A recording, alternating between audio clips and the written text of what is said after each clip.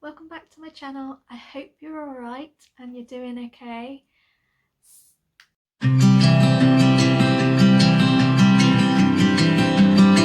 So today is my best books of 2020, and now these are the books that I absolutely adored. If I'm going to be totally honest, I could have gone on and on with how many books I loved in 2020, but let's be honest, we'll be here for years if I talked about every single book that I love. So I have got 5 books. One is a big series set that I'm just going to do in one. I love them for all different reasons. They are all fantasy. I have just literally looked and noticed they're all fantasy. These are the ones basically that I will happily reread. I recommend to everyone, and these are just books that I will hair in my mouth. Ugh, guys, it's all stuck. Yeah, these are the books that I will never throw away. I will happily reread them 20 times. I don't care. So the first lot of books that have to be mentioned, and I'm doing them as a full series because it's a Court of Thorns and Roses series by Sarah J. Maas. I love every single book of them. A Court of Thorns and Roses is book 1. A Court of Mist and Fury is book 2. Court of Wings and Ruin is book 3. And then you've got like the little novella sort of, it's just like ties it all together.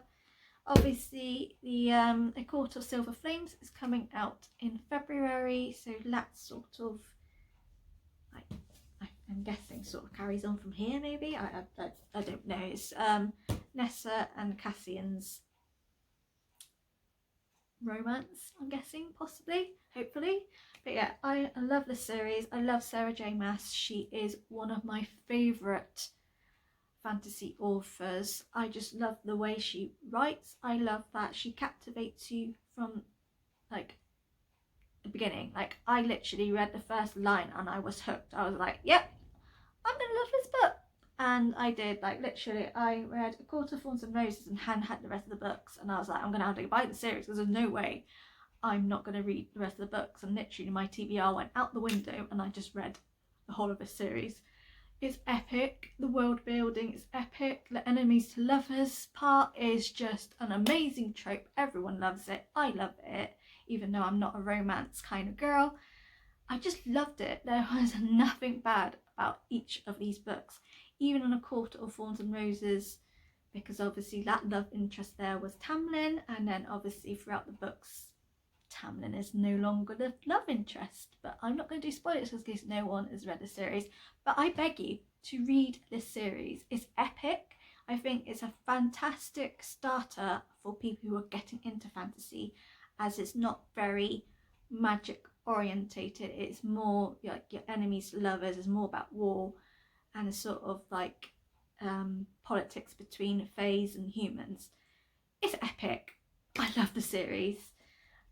Next is one I don't think many know about. I actually did a massive big story about this book on my Bookstagram a few months back in October, and a lot of people actually added it on their wish list or bought it themselves, and it was really nice to see this actually be shared a bit on Bookstagram.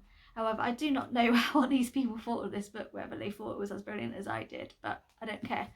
So it's Mime by Chrissy Harrison. Now this is what Alistair from Books on the Hill, which is my favourite independent bookstore, recommended to me when I first went into his shop.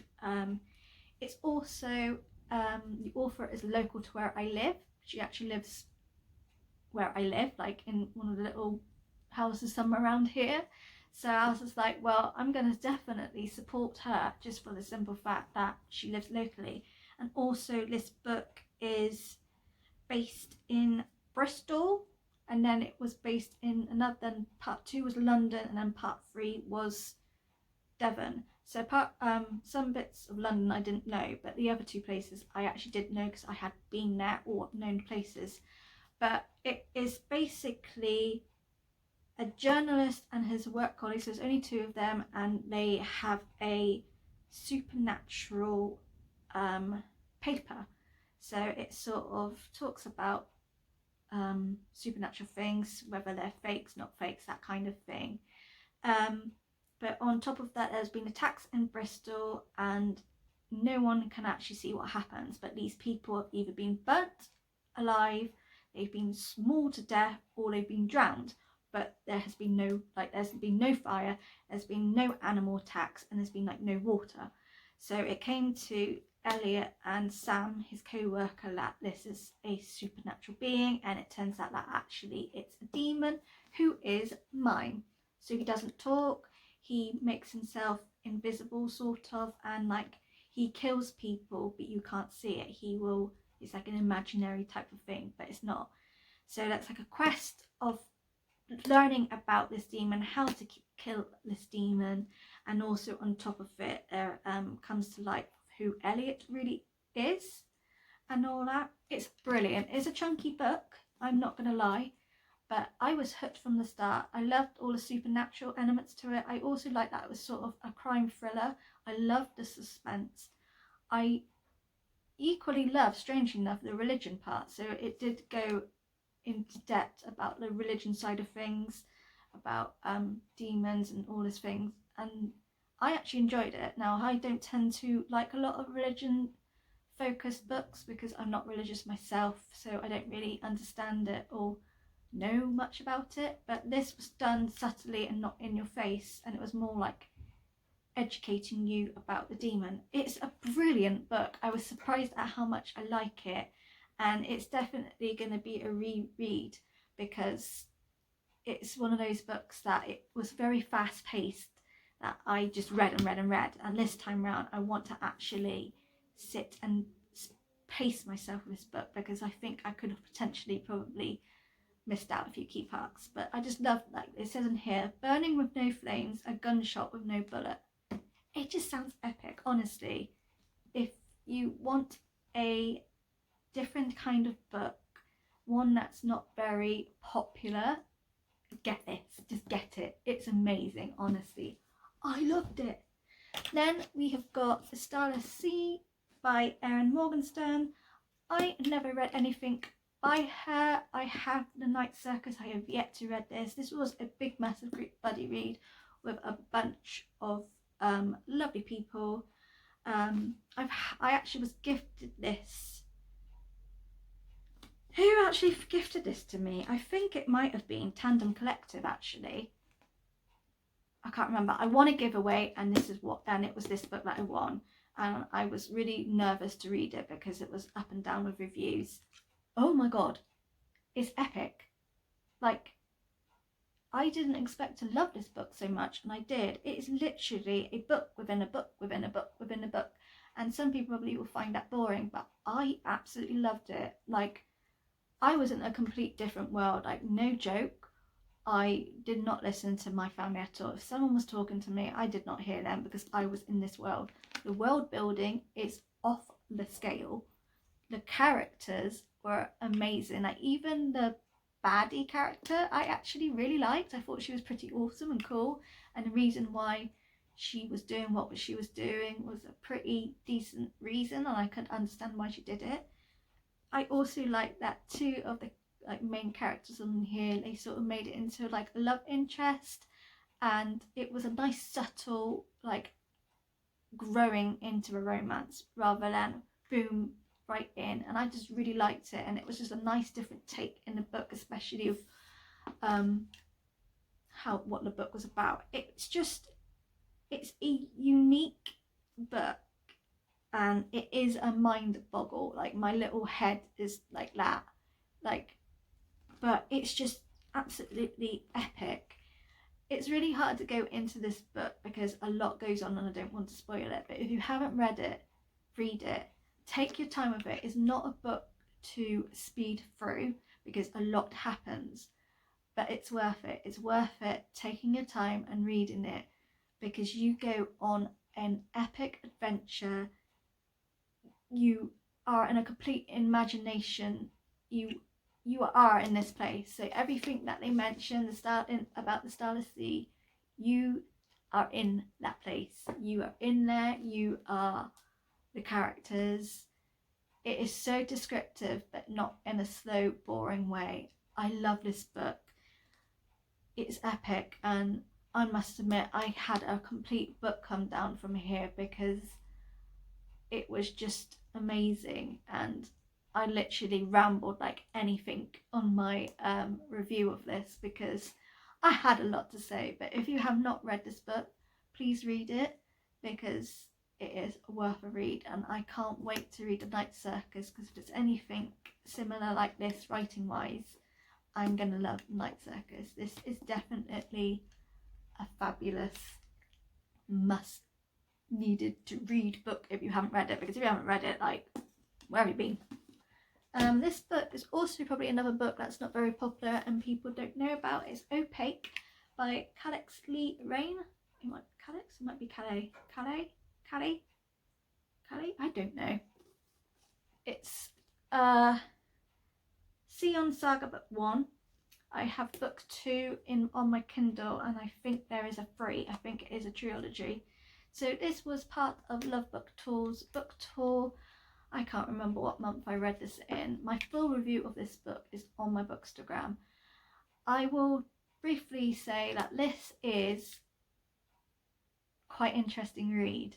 Now the beginning of this book is hang on, let me read what it is. So there's a sort of, so that she did trigger warnings, which fantastic. I love people who do that. So Opaque addresses the sensitive taboo issues of Oedipus, anger and depression. Now I had no idea what Oedipus was until I googled it. However, I must admit I wish I googled it before I started the book, because then I would understand the opening few chapters of this book. Because basically this is, I can't remember, this is Adam. Yeah, this is Adam, and he's very infatuated with his mum. Like, he loves her. He does have like not normal fantasies of his mum, which is the Oedipus. It's like a mental health thing that these people, people can have that. However, the backstory of it, I understand why he had those feelings, because it comes to light about who his mum really is, who Adam really is. But it basically follows Adam, and then it follows Carly. It's like 2 point of views on there, which I'm a big fan of, and basically these two have got really amazing characters. They also are like soulmates. They're in love and they fall in love, and it comes that there's these big science people who are coming out to try and kill them because they think they're an abomination, and they basically want to use their abilities for like wars and stuff like that. And it's sort of fantasy-ish, but I would go more as a supernatural powers kind of book. So they all have like really amazing powers. So it's not like witchcraft or anything like that. It is like telekinesis, mind reading, all of these type of things, like doing portals and stuff like that. So to me, this is more of a, yes, it's fantasy, but it's more like a sci-fi supernatural like abilities, like your superheroes really. But apart from the beginning bit, because obviously it did approach Adam and his infatuation with his mum, but I think because I didn't Google what Oedipus means, I'm sorry, I probably have said that wrong, but because I hadn't Googled that, I didn't actually understand what that was. It's only until I actually looked at it and Googled and I thought, oh, and then it came clearer, and then I understood. And because things started coming out with all these secrets and lies, it made sense. So if you want to read this, which I really recommend you do, because you are on the edge of your seat, you literally I cannot put this book down. Basically, I was on the edge of the seat. I needed to know what happened. Every chapter ended on a cliffhanger, and this did end on a cliffhanger, hence why I had to get book 2, because I needed to know what happened. But I would say go into the beginning of the book and sort of don't really acknowledge it. Just sort of take it over your head and just carry on and get into the nitty-gritty of the book, because it comes to light. You understand it more. You understand Adam, because at the beginning he's not a very likable character. and everything just makes sense, and you're like, oh. But it's a brilliant book, it really is. It's just, you might have, if you're not so into like that kind of stuff at the beginning, just take it under the chin. There is an epic world building, powerful book. Like the fight scenes in here, well, it was like I was watching Superman, really. And lastly, and this is the most favouriteest book ever. Again, it's by Sarah J. Maas. It's Crescent City, House of Earth and Blood. Like, how amazing is this cover, guys? It's just appreciate the book. Just appreciate the cover. It's epic before we even get into the book. Yeah, so this is classed as an actual adult fantasy. This is Sarah J. Maas's first adult fantasy. I didn't realise that her other books were YA. I didn't feel like they were YA, so I was quite shocked when people said this was adult. I can't see why this was adult, because it went in depth more, maybe. A lot of people are hit and miss with this book. Some people loved it, some people said there was too much going on.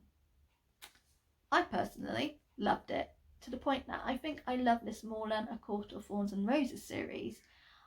I just loved Bryce. I loved that this was sort of a coming of age, learning who you are, accepting that you're not special, but actually in fact she was special, and she bloody kicked ass.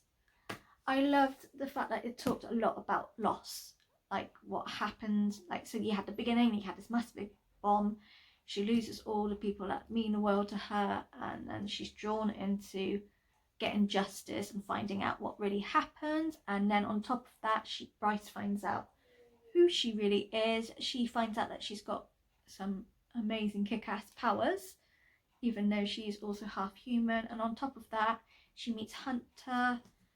I have got that name right, bloody hell, I'm gonna laugh if I didn't. Hunter, same thing. And he helps her on the quest of finding out who did this killings. I love their little love interest they had. However, I bloomin' well hope when the next book comes out that this love interest continues, as Sarah J. Maas does have a little habit of having a love interest start in book 1 and then it completely changes in book 2, and then that love interest continues. So I'm hoping this love interest goes throughout all of the books, because these two as a couple are absolutely epic. They are just a gorgeous couple. Like I follow a lot of the fan art, and how people draw it is like how I would imagine it in my head. I really want to go into full depth about this book, but it will spoil it, and I don't want to spoil it in case you haven't read it. But this is another world. It is an epic high fantasy book, in my opinion. It's got wolves, it's got vampires, mermaids, it's got nymphs, it's got angels. How can I forget angels? There's shifters, there's fae. Like, absolutely everything that's both fantasy and supernatural is in this book. I just loved it. I loved how I loved Bryce's character. I thought she was a full-on kick-ass badass character, and we need more Bryces out there, because I hate it when women are portrayed as weaklings. We bloody well aren't, guys. We are strong badass women.